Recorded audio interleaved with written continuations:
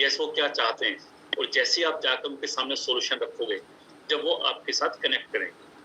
आज आप यहाँ पे इमेज में देख सकते हो कि जो केमिकल्स हम यूज़ करते हैं, यूरिया, डाई, डीएपी, उनके कारण किसानों की क्या हालत हो गई है। अब इसके भी आपको रीज़न पता होना चाहिए कि यस उससे हालत खराब कैसे होती है। तो आपको पता है कि एग्रीकल्चर जो है वो सारे का सारा कैसे बेस्ड है, कि जैसे अगर हम शहरों में रहते हैं तो कोई ना कोई बिज़नेस करते हैं, व्यापार करते हैं, नौकरी करते हैं, और हमें हर महीने पैसा मिल सकता है, 6 महीने मिल सकता है, साल भर में मिल सकता है। एग्ज़ैक्टली किसानों के साथ भी ऐसा ही है। उनके लिए भी जो उनकी फार्मिंग है वो क्या बिजनेस है, पूरे परिवार का खर्चा वहां से चलता है। तो इस पूरी सीक्वेंस में अगर एक कड़ी भी टूट जाती है, एक कड़ी टूटने का मतलब अगर आपने फसल लगाई और फसल में जरा सा भी बारिश कम हो गई, ज्यादा हो गई, कोई इस तरह का रोग आ गया, बीमारी आ गई, वो चेन वहां टूट गई। और जो उस किसान ने पैसा लेकर, कर्जा लेकर उसके अंदर सारी चीजें डाली हैं, बीज डाला है, पानी, उसके बाद ट्रैक्टर हर किसी के पास अपना नहीं है, नलकूप जिसको ट्यूबवेल कहते हैं वो भी हर किसान के पास अपना नहीं है, वो सब कहीं ना कहीं पैसे से वो लेता है, वो सारे खर्चे उसके ऊपर चढ़ जाते हैं एक सिर्फ चेन के टूटने से। और वो लगातार वो उसके बाद उस चीज को पूरा करने के लिए वो दोबारा कर्ज लेता है और इसी तरीके से एक ट्रैप में फंस जाता है।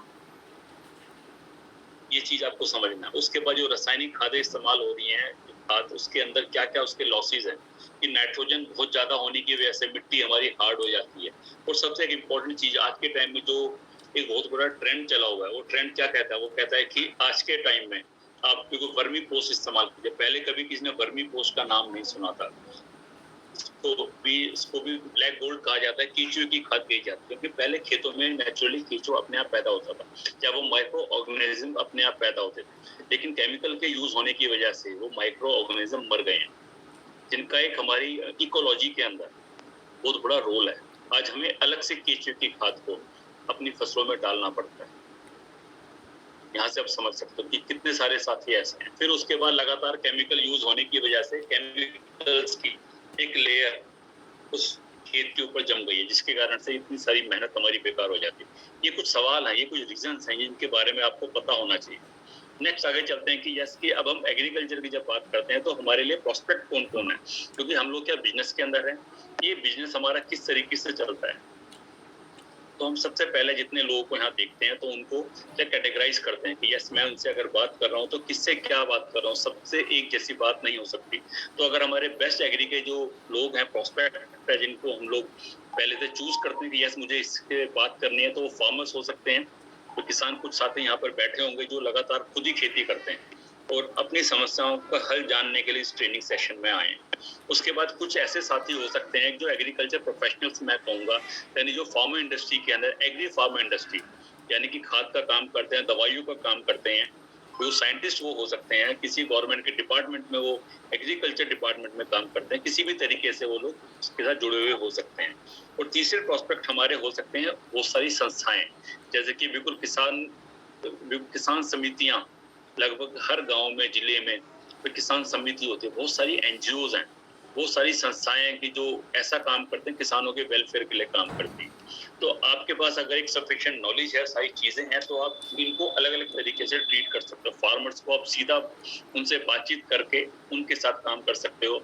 एग्रीकल्चर प्रोफेशनल्स की बात करते हो, they can act as an bridge, कि आप सीधा किसानों को नहीं जानते। बहुत सारे साथी ऐसे होंगे जिनका एग्रीकल्चर से कोई लेना-देना नहीं है, लेकिन वो भी अगर काम करना चाहते हैं, क्योंकि बिजनेस तो आपको डेवलप करना है अपना, तो बिजनेस को डेवलप करने के लिए agriculture professionals can act as an bridge, कि आप उनसे बात करके, क्योंकि उनके साथ बहुत सारे किसान, बहुत सारे लोग, बहुत सारे किसान, बहुत सारे लोग उनके साथ अटैच्ड हैं। आप उनके साथ जाकर काम कर सकते हो। और तीसरा उसके बाद संस्थाएं हैं, उन संस्थाओं को जाके आप बता सकते हो कि मैं वेस्टीज से आया हूँ और हमारी कंपनी एक किसान मित्र प्रोजेक्ट पे काम करती है, मैं उसके साथ जुड़ा हुआ हूँ। और हम लोग जाकर खेतों में क्या करते हैं, जाकर लोगों को बताते हैं कि कैसे कम लागत, कम मेहनत में ज्यादा पैदावार की जा सके। और हम लोगों को जैविक खेती की तरफ प्रमोट करते हैं। ये आपकी स्क्रिप्ट होनी चाहिए। ऐसा नहीं जाते के साथ ये बैठते के साथ कि सर ये वाला एग्री 82 का डेमो है, ये एक्वा जेल का डेमो है, हमारे पास ये भी है, ये भी है, ये भी है। तो ऐसा आपको कुछ नहीं करना, बड़े सोच समझ के आपको चलना है। तो अब बात करते हैं हमारे प्रोडक्ट्स की। तो इसका ओवरव्यू मैं आपको देना चाहूँगा कि हमारे पास जो प्रोडक्ट्स हैं, 8 प्रोडक्ट्स हैं, उनको 3 कैटेगरीज़ में हम लोगों ने डिवाइड किया है। द फर्स्ट कैटेगरी जो हमारी आती है, उसके बाद जो याद कर सकते हो सुरक्षा, यानी एग्री के ऊपर हमारा प्रोडक्ट है, जो कि फसलों की सुरक्षा के लिए यानी फंगस से जो होने वाले रोग हैं, उनको रोकने के लिए एक हमारा प्रोडक्ट है। इसका पुराना नाम बायोफंगिसाइड है और नया नाम इसका रखा गया है प्रोटेक्ट। और दूसरा, हम जो वेस्टीज प्रोडक्ट्स बनाती है 95% जो हमारे प्रोडक्ट है वो न्यूट्रिशनल बेस है। दैट मीन जैसे हम हेल्थ सेक्टर की बात करते हैं, हेल्थ सेक्टर में भी हम लोग कहाँ काम करते हैं, हम लोग बीमारियों पे काम नहीं करते, हम लोग वेलनेस पे काम करते हैं।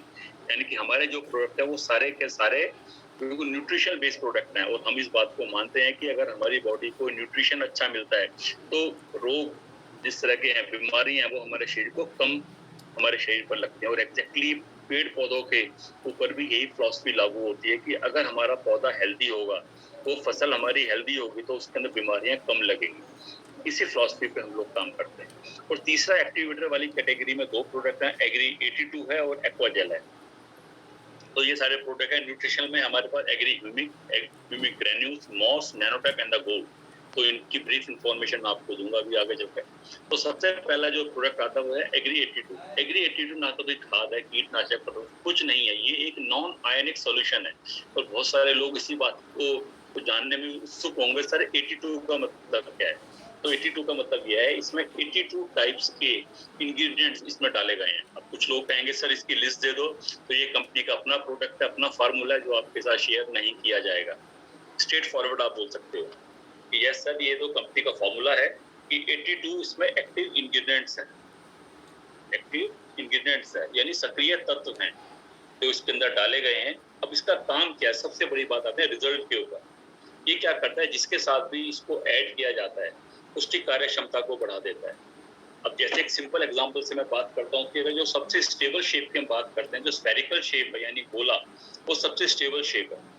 जब पानी की बूंद गिरती है एक लीफ के ऊपर, पत्ते के ऊपर, तो अब मैं बिल्कुल माइक्रो की तरफ आगे चलता हूँ कि यस की बिल्कुल बारीकी से आज कंपनी ने स्टडी की हुई है। उसी स्टडी के बेस पर ये इन्फॉर्मेशन मैं आपको दे रहा हूँ कि जब हम कोई भी फसल लगाते हैं तो उस फसल के अंदर करीब 30 से 40% तक जो भी हमने दवाई इस्तेमाल की है, चाहे वो किसी भी फफूंद को मारने के लिए की हो, वीडीसाइड हो, पेस्टिसाइड हो, कुछ भी हो, करीब 30 से 40% वो दवाई हमारी बेकार हो जाती है। तो दवाई हमारी बेकार हो जाती है। रीजन सिर्फ यही है कि जब हवा चलती है, पानी बूंद बन के लीफ के ऊपर गिरता है, हवा के चलने से वो बूंदे नीचे गिर जाती हैं, तो वो कम असर करती हैं और उसके असर को बढ़ाने के लिए हम ज्यादा केमिकल यूज करते हैं, जबकि कम में भी काम हो सकता था। तो एग्री 82 इस जगह पर काम करता है कि वो पानी की बूंदे नहीं बनने देता, यानी कि पानी की फिजिकल प्रॉपर्टीज को चेंज कर देता है। ये कोई केमिकल नहीं है, ये पानी की फिजिकल प्रॉपर्टीज को चेंज कर देता है। यानी जो इंटरमोलिकुलर फोर्सेस है, सरफेस टेंशन जिसको कहा जाता है, जिसके कारण से एक मेम्ब्रेन ऊपर यानी पानी की सतह है बिल्कुल एक स्ट्रेट होती है, खिंची हुई होती है, वो सिर्फ इंटरमोलिकुलर फोर्सेस की वजह से होते हैं। साइंस का विषय है ये, तो मैं यहाँ से इतना ही कहूंगा, सरफेस टेंशन को कम कर देता है, जिससे पानी की बूंद नहीं बनती है। पानी की बूंद में अगर हमने कोई भी चीज डाली हुई है, कोई दवाई डाली हुई है, वो कम दवाई ही ज्यादा असर करेगी। आप यहाँ पर सीधा एग्जांपल में देख सकते हो, 2 यहाँ पे लीफ ली गई, अरबी के पत्ते हैं, एक को नॉर्मल पानी में डिप किया गया है और दूसरे को 1 गिलास पानी हमने लिया, उसके अंदर 2-3 बूंदे एग्री 82 पे डालिए, इस लीफ को वहां पे हमने डिप किया है। तो दोनों के ऊपर चमक देख सकते हो, दोनों का फैलाव देख सकते हो। इस डेमो को आप करके दिखा सकते हो। इसके रिगार्डिंग और डेमोज भी यूट्यूब पर अवेलेबल हैं, आप वहां से जाके रेफरेंस ले सकते हो। और आगे भी अगर कोई हम इस तरह की वर्कशॉप करते हैं तो मैं उसके अंदर वो डेमोज भी आपके लिए रखूंगा। और आगे बढ़ते हैं। यस, ये एग्री 82 को किस तरीके से कि पहले साल ही ये लगातार अगर किसी खेत में 50 किलो खाद इस्तेमाल हो रही है, तो आप पहले साल ही सीधा उसको 20 से 30% कम करवा सकते हैं। देखिए आगे है ना, अपने आप ही लागत में कमी 20 से 30%, दूसरे साल और आप वहां से और कम करवा सकते हो। इस तरीके से अगर आपने लगातार 4 से 5 साल हमारे प्रोडक्ट्स को इस्तेमाल किया गया, तो आप यहाँ पे जैविक फसल की तरफ बढ़ते चले जाओगे। आपकी फसल ऑर्गेनिक होगी और ऑर्गेनिक का रेट आप खुद समझ सकते हो कि एक शिमला मिर्च अगर 60 रुपए किलो है नॉर्मल, तो जो ऑर्गेनिक होगी वो कम से कम 200 रुपए किलो। तो उस रेट तक पहुंचने के लिए आपकी जमीन को भी काम करना पड़ेगा और आपको भी उसके ऊपर काम करना पड़ेगा 200-300 रुपए का रेट लेने के लिए। नेक्स्ट, अगर हम इसको खरपतवार में इस्तेमाल करते हैं, एग्री 82 15 लीटर पानी में 20 ml डालते हैं, तो जो भी आपने मार्केट से कोई भी यहाँ पर आपने पेस्टिसाइड लिया कीड़ों को मारने के लिए, उसको भी आप 20 से 30% कम इस्तेमाल करें, तो ये आपका ज्यादा इस्तेमाल होगा। नेक्स्ट उसके बाद कीटाणुओं को मारने की इंसेक्टिसाइड और हर्बिसाइड सबके अंदर आप इसको इस्तेमाल करेंगे स्प्रे के तौर पर, मैं यहाँ पे आपको बताया। और अगर पानी में इस्तेमाल करें सिंचाई के लिए पूरे खेत में, तो 80 लीटर के टैंक में 160 ml 1 एकड़ के लिए। अब 1 एकड़ में कितना एरिया होता है, बीघा होता है, वो हर जगह पर सेपरेट है, अलग-अलग है। लेकिन जो एक मानक इकाई है, स्टैंडर्ड यूनिट है, दैट इज एकड़। तो यहाँ जितनी भी कैलकुलेशन आपको दी जाएंगी वो सारी एकड़ के हिसाब से दी जाएंगी। और आप देख सकते हो आपके एरिया के अंदर 1 एकड़ में कितने बीघा होते हैं। अगर मैं उत्तर प्रदेश की बात करता हूँ, पश्चिमी उत्तर प्रदेश मेरठ क्षेत्र की, तो मैं उस तरफ से हूँ, तो करीब हमारे यहाँ 1 एकड़ में 5 बीघा होते हैं। अगर मैं राजस्थान की बात करता हूँ तो 1 एकड़ में करीब 2.5 बीघा भी होता है और कई जगह पर 3 बीघा भी होता है। तो वो आप अपने एरिया के हिसाब से चेक कर सकते हैं।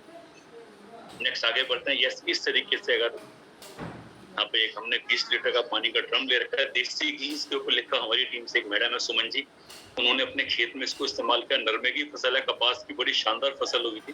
तो ये दोनों प्रोडक्ट एग्री 82 ह्यूमिक उन्होंने इस तरीके से इस्तेमाल किए थे कि यहाँ पे एक ड्रम लिया, ड्रम में नीचे छोटा सा सुराख कर दिया और इन दोनों की मात्रा, तय मात्रा जितनी हमने बताई है उस ड्रम के अंदर डाल दी और धीरे धीरे बूंद बूंद करके ये यहाँ से गिरता रहा और ये पूरे खेत में सिंचाई आप इस तरीके से कर सकते हो। आगे बढ़ते हैं। जो हमारा दूसरा प्रोडक्ट आता है वो आता है एग्री ह्यूमिक। एग्री ह्यूमिक को मैं सबसे नीचे की लाइन पढ़ोगे, यहाँ लिखा है give the crop the right nutrition and the production. अपनी फसल को सही पोषण और सुरक्षा दीजिए। दैट मीन्स अब ये नाम ही अपने आप में डिपिक्ट करता है, आपको बताता है कि एग्री ह्यूमिक का रोल क्या है।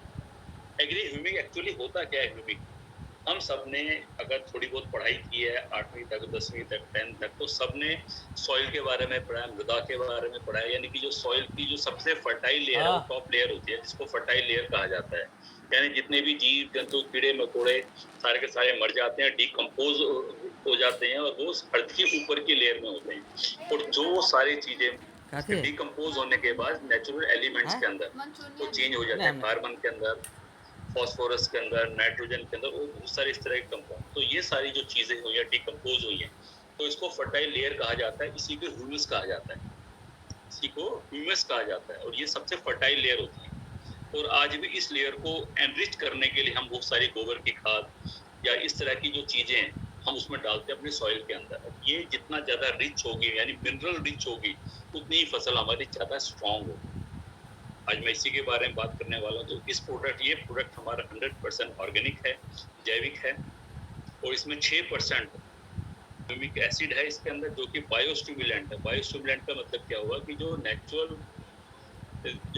नेचुरल कंपाउंड है हमारे पौधे के, उनको स्टिमुलेट कर देता है, बड़ी तेजी से बढ़ा देता है। यानी एक पौधे की रिक्वायरमेंट क्या है, यानी करीब उसको 17 तरह के न्यूट्रिएंट्स की रिक्वायरमेंट होते हैं, जिसके अंदर से 13 तरह के जो न्यूट्रिएंट्स है वो बिल्कुल माइक्रो लेवल पे होते हैं और बाकी के जो 4 रह गए वो सारे मैक्रो लेवल पे होते हैं, यानी लार्ज लेवल पे होते हैं, यानी बड़े स्तर पे उसको जरूरत होती है। जैसे हमारे शरीर को इतने सारे पोषक तत्वों की आवश्यकता होती है, उसी तरीके से पौधों के साथ भी वही है। तो इसके फायदे क्या क्या हैं? तो सबसे 6 इसके फायदे हैं। एक तो सबसे पहली चीज ये जर्मिनेशन रेट को बढ़ाता है। जर्मिनेशन रेट का मतलब क्या हुआ, अगर आपको एक एग्जांपल मैं देता हूँ, बाजरा आप लेके आते हो, जो लोग किसान है वो इस बात को अच्छी तरीके से जानते हैं। बाजरा लेके आते हो, बाजरे की थैली पे लिखा होता है कि जर्मिनेशन रेट 60% है। दैट मीन्स अगर 1 किलो बाजरा डालोगे तो 600 ग्राम बाजरे से ही बीज पैदा होगा, 40% वेस्ट हो जाएगा। अगर हम उसमें एग्री ह्यूमिक के साथ उसका ट्रीटमेंट करते हैं, जैसे ट्रीटमेंट करना मैं आपको बताऊंगा, तो उससे हमारा जर्मिनेशन रेट ऐसा देखा गया 97% तक भी हमने जर्मिनेशन लिया है। That is amazing. यानी जो प्रोडक्ट आज आपके साथ मैं शेयर कर रहा हूँ ये सारे के सारे टेस्टेड प्रोडक्ट्स हैं। तो जर्मिनेशन रेट हम इस कदर तक बढ़ा सकते हैं, क्योंकि खेत में बीज डालने का सिर्फ एक ही मौका मिलता है। 4 महीने बाद आपने बीज बो दिया, 4 महीने बाद आप देखो यार मेरी फसल ठीक नहीं हुई है, क्या मैं दोबारा से बीज बो सकता हूँ? नो सॉरी, क्योंकि जो एक वो क्लाइमेट का जो असर है, जो एक पर्टिकुलर टेम्परेचर है, उसके बाद मॉइस्चर है जो हवा के अंदर, वो सारी चीजें 4 महीने में चेंज हो जाती है। तो इसीलिए बीज में, खेत में बीज डालने एक ही मौका मिलता है, एक शॉट लगना होता है, वो बिल्कुल परफेक्ट लगना चाहिए। दूसरा, उसके बाद पोषक तत्वों को बढ़ाता है, पानी के उपयोग को कम करता है, नेक्स्ट फसलों को तेजी से पकाता है, वो लंबा टाइम नहीं लगता, आपका प्रोडक्शन बढ़ जाता है। और जो लास्ट में एंड प्रोडक्ट है, उसकी क्वालिटी बड़ी इम्प्रूव होती है। तो देखते हैं आप कुछ फोटोज हैं जिसके थ्रू में आप इनका स्क्रीनशॉट ले सकते हैं और अपनी फाइल एक बना सकते हैं, उसके अंदर आप इनको लगा सकते हैं और ऐसे खुद आप भी अपने आप एक्सपेरिमेंट कर सकते हैं।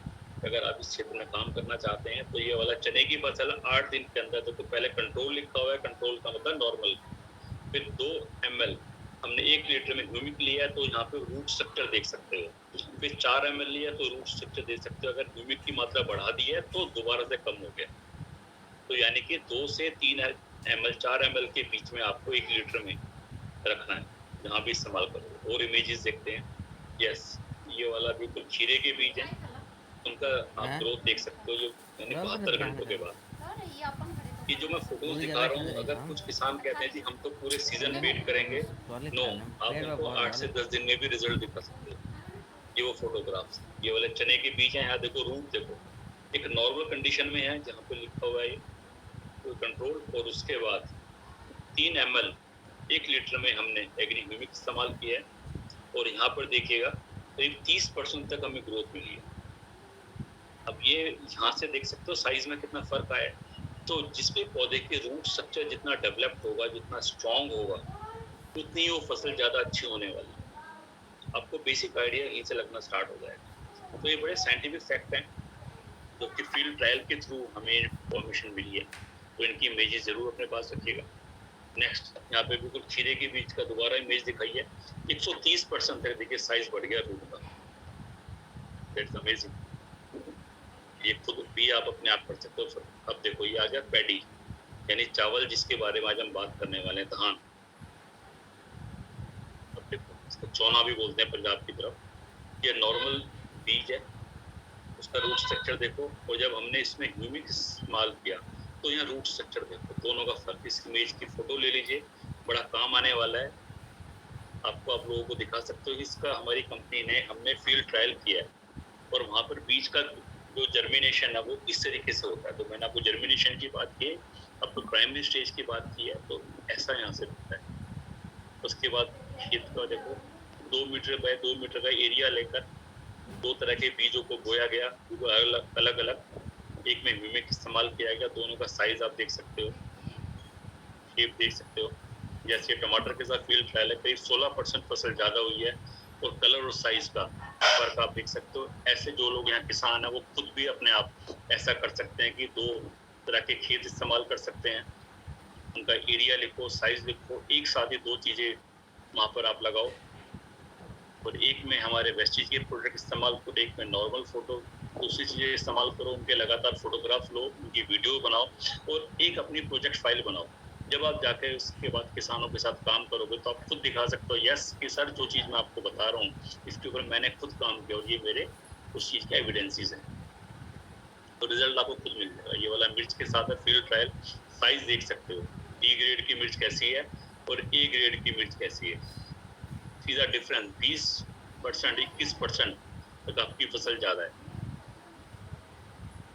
ये पैडी का खेत है, देखो एक ट्रे के अंदर एक बिल्कुल सेम अमाउंट में यहाँ पर दोनों को धान लगाया गया है और दोनों का फर्क आप यहाँ से देख लो, एक में कितना डेंस है, रूट स्ट्रक्चर स्ट्रॉन्ग है और एक अलग है। जब ये चीजें आप लोगों के सामने रखोगे, इमेजेस सामने रखोगे, तो समझ में आता है यार वाकई ऐसी चीजें। फिर आता है सॉइल का, क्योंकि पानी को मैंने बोला कम लगता है। देखिए ये उसका टेस्ट किया गया, वाटर प्लस सॉइल को दोनों को मिक्स करके डाला गया है, कितना पानी निकला है। यहाँ पे करीब 40% पानी रिटेन हुआ है, यहाँ पे 35% रिटेन हुआ है। तो सॉइल तो पानी को रोक के रखती है, तो बड़ा इंपॉर्टेंट है। फिर ये देखिए ये वाला जो फोटोग्राफ है, ये वाला गेहूं का है। अब यहाँ पे एग्री ह्यूमिक 82 यूज किया, दोनों का रूट स्ट्रक्चर जिसकी बात मैं अभी आपको कर रहा था, देखो दोनों की, ये नॉर्मल रूट है, जड़ है, और ये एग्री ह्यूमिक और 82 की जड़ है। अब यहाँ से जड़ से मैं आपको सिर्फ एक बात समझा सकता हूँ कि जो भी एबायोटिक फैक्टर हैं, यानी कि जो भी वो क्लाइमेटिक फैक्टर्स हैं, यानी कि आपने फसल लगाई, फसल को लगाने के बाद अगर तेज हवा चलती है, ओला गिरता है, तो उस जगह पर अगर आपका रूट स्ट्रक्चर स्ट्रॉन्ग है आपके पौधों का, तो उनके ऊपर नुकसान कम होगा इन कंपैरिजन टू दैट कि जिन्होंने ये प्रोडक्ट इस्तेमाल नहीं किए। तो ऐसा पीछे भी हमने देखा था, हमारी टीम में ऐसा काम हुआ था कि तेज हवा चली, खेत गीला था, तो नॉर्मल फसल गिर गई, बीच बीच में आपने देखा होगा फसल बीच में गिर जाती है, वो सिर्फ रूट स्ट्रक्चर की कमी की वजह से ऐसा होता है। आगे बढ़ते हैं, ये वाला प्याज का खेत है। तो अब इसको कैसे इस्तेमाल करना है ये आपको मैं चीज़ें आपको बताऊंगा कि सॉइल ट्रीटमेंट में 5 से 10 ml 1 kg के अंदर बीजों के साथ, इसमें लास्ट में आते हैं। इसको कहाँ इस्तेमाल कर सकते हैं? एवरीवेयर, हर जगह। सीरियल्स हैं आपका, चाहे वो चावल है, गेहूं है, मक्का है, सोयाबीन है, मिलेट्स, किसी भी तरह की दालें हैं, oil seeds, fibre, vegetable, tubers, beverages हैं, टी कॉफी के प्लांटेशन है, कोई भी फ्रूट है, हर जगह पर, कोई भी स्पाइसेस है, एवरीवेयर, हर जगह पर हम इनको इस्तेमाल कर सकते हैं इन प्रोडक्ट्स को। यानी कि अब आप जिस भी एरिया में, जिस भी क्षेत्र में रहते हैं, कोई भी फसल आपके यहाँ पर होती है, कोई भी बाग है, आम का बाग है, अनार का बाग है, अमरूद का बाग है, पाइनएप्पल, सेब, तो कश्मीर के अंदर हमारे प्रोडक्ट इस्तेमाल होते हैं, हिमाचल के अंदर सेबों के बाग में हमारे प्रोडक्ट इस्तेमाल होते हैं, उत्तर प्रदेश में लखनऊ है, मेरठ है, हापुड़ क्षेत्र, आम के बाग ज्यादा है यहाँ पर, यहाँ हमारे सारे प्रोडक्ट इस्तेमाल होते हैं। तो ये सारी पॉसिबिलिटीज आप अपने आप एक्सप्लोर कर सकते हो, आइडेंटिफाई कर सकते हो, क्रिएट कर सकते हो। नेक्स्ट आगे बढ़ते हैं। जैसा अब बात करते हैं फंगीसाइड की। फंगीसाइड है कि जो हमारा ऑर्गेनिक प्रोडक्ट है, पूरी तरीके से जैविक है। अब यहाँ इमेज में आप देख रहे हो कि बहुत सारे रोग हैं, इनके नाम भी मैं आपको बताऊंगा कि किस तरीके से पौधों के ऊपर, लीव्स के ऊपर काम करते हैं। एक बात और आपको पता होनी चाहिए कि जो भी हमारे पेड़ पौधों में जो रोग लगते हैं, बीमारियां लगते हैं, करीब 60 से 70% जो प्रॉब्लम आते हैं, बीमारियां आती है, वो फंगस के कारण आती है। इसलिए कंपनी ने इस प्रोडक्ट को रखा है कि मोस्टली जो प्रॉब्लम है 60 to 70% वो यहीं से ठीक हो जाए। यानी एक ही प्रोडक्ट से 60 से 70% प्रॉब्लम हम ठीक कर सकते हैं। बहुत सारे लोग ये सवाल पूछते हैं, सर आपने कीड़ों के लिए कुछ नहीं रखा हुआ, खास प्रॉब्लम के लिए, उसमें केमिकल यूज होंगे और वेस्टेज केमिकल को प्रमोट नहीं करना चाहते। उस जगह पर हम यही कह देते हैं जो मार्केट में अवेलेबल प्रोडक्ट आप उनको इस्तेमाल करें, हमारे प्रोडक्ट के साथ आप उनको मिला के इस्तेमाल करें, उनका इस्तेमाल आप 20 से 30% कम करें, उनकी तय मात्रा से कम आप इस्तेमाल करें, रिजल्ट आपको अच्छे मिलेंगे। तो ये हमारा बायो फंगीसाइड है, प्रोटेक्ट के नाम से आता है, सिस्टमेटिक और कॉन्टैक्ट दोनों तरीके से काम करता है। फंगस आने और फंगस आने के बाद, पहले और बाद, दोनों तरीके से आप इसको यूज कर सकते हो। बहुत सारी ऐसी प्रॉब्लम है लीव्स की जो यहाँ पे कुछ लिखी भी हुई है, आप स्क्रीनशॉट ले सकते हो, वो यहाँ जाकर उनको कंट्रोल करना है। इसको कैसे इस्तेमाल करना है मैं आपको बताऊंगा आगे। कुछ चार्ट्स होंगे, उन चार्ट्स को आप यहाँ से स्क्रीनशॉट ले सकते हो। और इसका खास सोर्स है फंगीसाइड का, जो स्प्रे आप करेंगे वो मॉर्निंग में या इवनिंग में करेंगे, धूप के टाइम पर स्प्रे नहीं करेंगे। आप कहीं भी किसी भी स्टेप के ऊपर आप अगर फंगीसाइड यूज कर रहे हैं तो वो आप यूज करेंगे सुबह या शाम को, क्योंकि रीजन है ये भी क्या है, ये भी एक फंगस ही तो है, लेकिन ये क्या है, एक अच्छा फंगस है, गुड फंगस है। नेक्स्ट आगे बढ़ते हैं। मॉस एक ऐसा प्रोडक्ट है हमारा कि जो खास के स्टेज पे काम करता है, फ्लावरिंग वाली स्टेज पे काम करता है। जिस टाइम के ऊपर पौधे के ऊपर फूल आते हैं, यानी उसकी जो फ्लावरिंग स्टेज होती है, उस टाइम में उसको एक खास तरह के हार्मोन्स की रिक्वायरमेंट होती है, खास तरह के हार्मोन्स की जरूरत होती है। उस जरूरत को पूरा करने के लिए एग्री मॉस नाम से एक प्रोडक्ट है। तो आप याद रख लो कि फूल आने से 20 दिन पहले या फूल आने के 20 दिन बाद हमें यूज करवाना है एग्री मॉस। ये भी एक ऑर्गेनिक प्रोडक्ट है। तो ये क्या करता है कि पौधे की दो स्टेज होता है, रिप्रोडक्टिव स्टेज होती है और एक होती है वेजिटेटिव स्टेट। तो जो उसकी वेजिटेटिव स्टेट है उसको हम बोलते हैं बढ़वार, यानी कि पौधा आपने जमीन में लगाया, बीज लगाया, तो शुरू का 1-1.5 महीना, 30 दिन, 40 दिन, 45 दिन वो तेजी से बढ़ता है, यानी अपने आप को बढ़ाता है, अपना साइज बढ़ाता है, वो ग्रो करता है, तो उसको हम बोलते हैं वेजिटेटिव स्टेट। उसके बाद उसकी रिप्रोडक्टिव स्टेज आती है, जहाँ से उसके ऊपर फूल आता है, फूल से जाकर फल उसके अंदर बनता है, या उसके ऊपर बालियां आती है, बालियों से उसके अंदर दाना बनता है, तो उसको बोलते हैं रिप्रोडक्टिव स्टेज। तो रिप्रोडक्टिव स्टेज पे अलग तरह के हार्मोन्स की रिक्वायरमेंट होती है जो कि एग्री मॉस से पूरे किए जाते हैं, जिससे रिजल्ट हमारा बहुत ज्यादा अच्छा आता है। बहुत सारे किसान आपको ये कहते हुए मिलेंगे कि सर फूल तो बड़ा अच्छा आया था लेकिन वो जड़ गया, फूल तो बहुत अच्छा आया था, किसान देख के खुश हो रहा था क्योंकि सरसों के ऊपर पीले पीले फूल थे, पूरा का पूरा खेत भरा हुआ था, लेकिन जब लास्ट के अंदर बीज देखा, जब उसका रिजल्ट देखा, अरे सर ये तो मामला खराब हो गया। तो कई बार उस स्टेज के ऊपर रोग लग जाते हैं, बीमारियां भी कई बार आ जाती हैं, तो उसके अंदर हमें क्या देना है मैं आपको आगे बताता हूँ। अभी हम बेसिक इंट्रोडक्शन ले लेते हैं। तो इसको कैसे इस्तेमाल करना है, 20 दिन पहले या 20 दिन बाद सभी तरह की फसलों में इस्तेमाल करते हैं।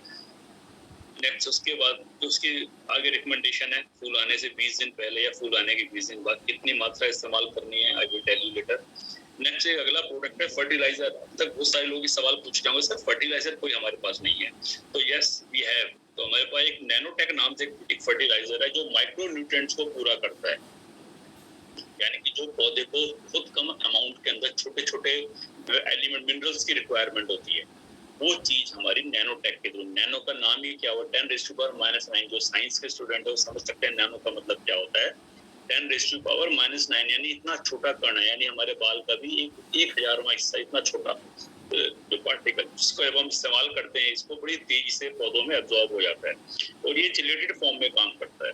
अब ये चिलेटेड फॉर्म क्या होती है कि जो एग्जैक्टली जो न्यूट्रिएंट्स उस पौधे को जिस फॉर्म में चाहिए ये उसी फॉर्म में मिलता है। अक्सर मैं एग्जांपल देता हूँ कि आपको चावल भी पसंद है, आपको दाल भी पसंद है, लेकिन चावल और दाल को अगर चीजों को बनाने से पहले इस्तेमाल दोनों को ऐड किया जाए तो उसको जो प्रोडक्ट हमारा बनता है उसको बोलते हैं खिचड़ी।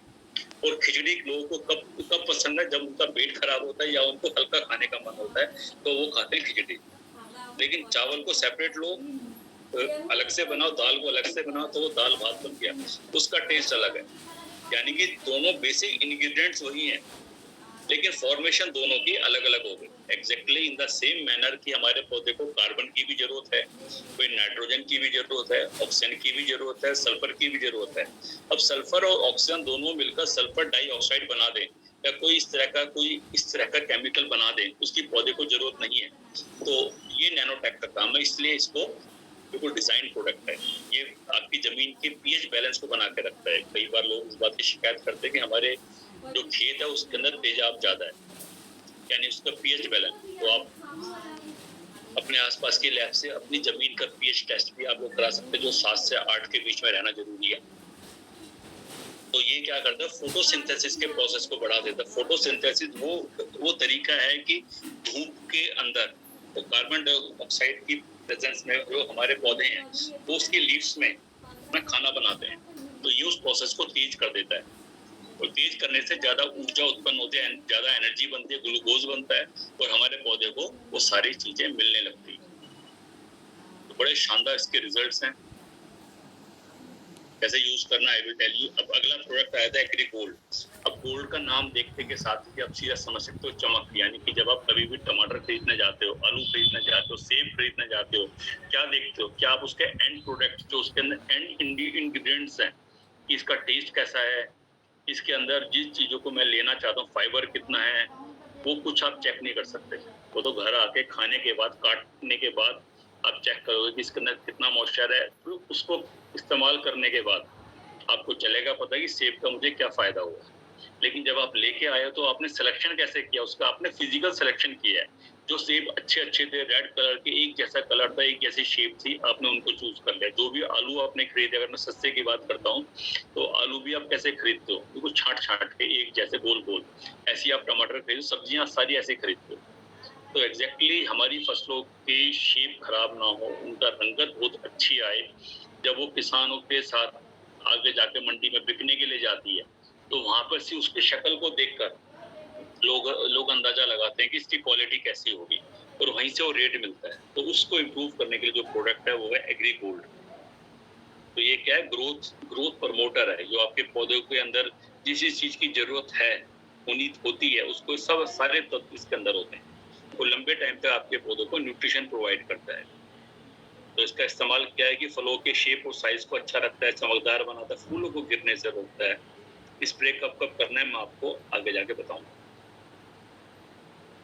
नेक्स्ट फिर उसके बाद सीधा आगे बढ़ते हैं। यस, अब ये स्टेज, अब यहाँ से देखिएगा कि एग्रीकल्चर में जो भी लोग एग्रीकल्चर से नहीं है वो समझना चाहते हैं, तो नॉर्मली एग्रीकल्चर में जो भी फसल लगाई जाती है उसकी 4 स्टेजेस होती हैं। पहली स्टेज क्या है, बिजाई, या फिर उसके बाद बुआई, कि जब हम बीज को बोते हैं या सीड का ट्रीटमेंट करते हैं, ये पहली स्टेज होती है। दूसरी स्टेज होती है ग्रोथ स्टेज, तो इसको समझना बड़ा जरूरी है क्योंकि जितने भी प्रोडक्ट आप इस्तेमाल करोगे वो इसके अकॉर्डिंगली करने वाले हो। तीसरी स्टेज होती है फल फूल, तो उसके ऊपर आया पहली वाली स्टेज। और लास्ट वाली स्टेज है कि आपकी फसल रेडी हो चुकी है, फल और दाना उसके ऊपर बन चुका है। तो पूरी क्रॉप साइकिल के अंदर हमारे प्रोडक्ट 4 से 5 बार इस्तेमाल होते हैं। तो उनके कॉम्बिनेशंस हैं, किस कंडीशन में वो कॉम्बिनेशन कैसे देना है, वो एक रेडीमेड चार्ट मैं आपके साथ शेयर करने वाला हूँ, तो वो देखेंगे। तो सबसे जो पहली स्टेज है वो कौन सी है, बुआई की स्टेज। अभी मैंने इसके अंदर कुछ नहीं, कोई भी क्रॉप, ये सभी के लिए, चाहे कोई भी दाल है, चावल है, सब में यही कॉम्बिनेशन चलेगा, बस मात्रा थोड़ी कम या ज्यादा। तो सबसे पहले जो बिल्कुल बुआई की स्टेज है, उसमें आपको करना क्या है, खेत के अंदर आपको सीधा सा, अब खेत आप तैयार कर रहे हो तो उसमें 5 किलो से 8 किलो एग्री ग्रेन्यूल इस्तेमाल करो। इस बात को नोट डाउन कर लो, पेन और कॉपी के लिए मैंने बोला था स्टार्टिंग में कि सबसे पहले जब आप खेत तैयार करते हो, इसको सॉइल प्रिपरेशन कहते हैं, फील्ड प्रिपरेशन कहते हैं, खेत को तैयार करते हैं। तो खेत को जब हम तैयार करते हैं, उसके अंदर हम लोग 5 से 8 किलो के बीच में एग्री ग्रेन्यूल डालते हैं, जो कि थैली में आते हैं। एग्री ग्रेन्यूल तो हम खेत को तैयार कर रहे हैं, और उसके अंदर हम अगर पहली बार इस्तेमाल कर रहे हैं और हमें लगता है कि इस क्षेत्र में पानी की कमी है, तो उसके अंदर 1 किलो से 2 किलो एक्वा जेल भी उसमें इस्तेमाल कर सकते हैं। एक्वा जेल एक हमारा ऐसा प्रोडक्ट है, बिल्कुल रिवोल्यूशनरी प्रोडक्ट है, जो क्या करता है कि पानी की एक जरूरत बहुत बड़ी चीज है, उसके बिना कोई फसल हो नहीं सकती है। कई क्षेत्रों में पानी बहुत कम होता है और कई क्षेत्रों में पानी इतना ज्यादा होता है कि पौधे की जड़ें भी गल जाती हैं। तो दोनों ही जगह पे हम एक्वा जेल को इस्तेमाल करते हैं, और नॉर्मल केसेस में हम एक्वा जेल को सिर्फ एक बार इस्तेमाल करते हैं जब हम खेत को तैयार कर रहे होते हैं। तो ये वाले सिलिकॉन के जेल्स होते हैं, ये छोटे छोटे इसके पार्ट्स होते हैं। आप इनको 1 से 2 किलो 1 एकड़ के अंदर, 1 से 2 किलो 1 एकड़ के अंदर आप सबसे पहले इसको इस्तेमाल करें, बाद में इसको इस्तेमाल नहीं करेंगे। तो आप पूरे खेत के अंदर आप 200 ग्राम एग्री गोल्ड डाल सकते हैं, तो 200 ml एग्री 82, 1 एकड़ खेत। आप इसको 100 किलो गोबर की खाद के साथ भी मिला के डाल सकते हैं। अगर आप खेत को तैयार करते टाइम यूरिया या डाई भी आप उसमें डालते हो, तो भी आप ये सारे प्रोडक्ट उसके साथ मिलाकर इस्तेमाल कर सकते हो। मैंने 3-4 चीजें एक साथ कही हैं, एक बार मैं दोबारा रिपीट कर देता हूँ। खेत को तैयार करते टाइम जो साथी यहाँ पर बिल्कुल स्पेशली इसी के लिए बैठे हैं कि हम अपने खेत में क्या करेंगे, खेत हमारा तैयार होना है, तो आप अपने खेत में एक्वा जेल इस्तेमाल कराओगे 1 से 2 किलो 1 एकड़ के अंदर। साथ में क्या मिक्स होगा, 5 से 8 किलो एग्री ग्रेन्यूल, 200 ग्राम एग्री गोल्ड और 200 ml एग्री 82। और इसके साथ अगर आप इस सबको 100 किलो गोबर की खाद के साथ बिल्कुल पकी हुई खाद के साथ मिला के डालना चाहते हो वैसे भी डाल सकते हो। यूरिया डाई डीएपी जो भी आप मिलाना चाहते हो वो डाल दो, लेकिन यूरिया या डाई जो भी आप इस्तेमाल कर रहे हो उसकी मात्रा को 20 से 30% कम कर देना, जितना भी आप नॉर्मली लगाते हो। तो यहाँ पे हमारी पहली स्टेज कंप्लीट हो जाती है। फिर उसके बाद अगला जो आता है वो आता है सीड ट्रीटमेंट, यानी जो भी फसल हम लगा रहे हैं उसका हमें ट्रीटमेंट करना है ताकि उसका जर्मिनेशन अच्छा हो, जो बीज हमने डाला है उसके ऊपर किसी तरह का रोग ना लगे, बीमारी ना लगे। तो उसके लिए जो प्रोडक्ट हमारे पास है, 2 प्रोडक्ट इस्तेमाल होंगे, एग्री ह्यूमिक एंड दूसरा कौन सा होगा, फंगिसाइड, यानी कि हमारा प्रोटेक्ट। तो दोनों के दोनों कितने कितने इस्तेमाल करोगे, 10 ml आप एग्री 82 1 किलो बीज में, और दूसरा 10 से 15 ग्राम 10 से 15 ग्राम प्रोटेक्ट, दोनों को मिक्स करना है 1 किलो बीज में। अगर आपने 50 किलो बीज आपको लगाना है, 20 किलो लगाना है, तो आप उसी रेशो में इनको मल्टीप्लाई कर लो और वो इन दोनों को यूज करना है। और फूल के भी एग्री 82 यूज नहीं करना है, फूल के भी आपको एग्री 82 यूज यहाँ पर नहीं करना है। और सब जगह यूज होगा, लेकिन जिस हम सीड ट्रीटमेंट करते हैं उस टाइम में हम इसको इस्तेमाल नहीं करते हैं। और उसके बाद इनका ट्रीटमेंट करके इनको थोड़ी देर छाया में सुखा दो, और सुबह या शाम आपको सीधा खेत में अप्लाई करना है, इनको बोना है। ये के लिए था जो अभी नेक्स्ट आगे आते हैं। फिर हम आते हैं उसके बाद ग्रोथ स्टेज के ऊपर, यानी कि बीज हमने लगा दिया। और मैं अभी चावल के बारे में, पैडी के बारे में बात करूंगा। तो एक बार जनरल चीजें देख लेते हैं कि जब ग्रोथ की हम बात करते हैं, ये पौधा हमने बो दिया, उसमें अब 3 से 4 पत्तियां निकल आई हैं, यानी कि फसल लगाने के करीब 20 दिन बाद, 25 दिन के बाद हम अब यहाँ पे क्या इस्तेमाल करेंगे। अब हम यहाँ पर इस्तेमाल करेंगे इस फेज में कि एग्री ह्यूमिक यहाँ पे 30 से 40 ml, एग्री गोल्ड यहाँ पे यूज करेंगे 30 ग्राम, और एग्री 82 5 से 10 ग्राम पानी की टंकी में डाल, 15 लीटर की पानी के टैंक में डाल के हम इसको स्प्रे करेंगे। अभी ग्रोथ स्टेज है, इसको मैंने वेजिटेटिव स्टेट कहा था। आई होप कि आपने लिख लिया, इसका स्क्रीनशॉट ले लिया होगा।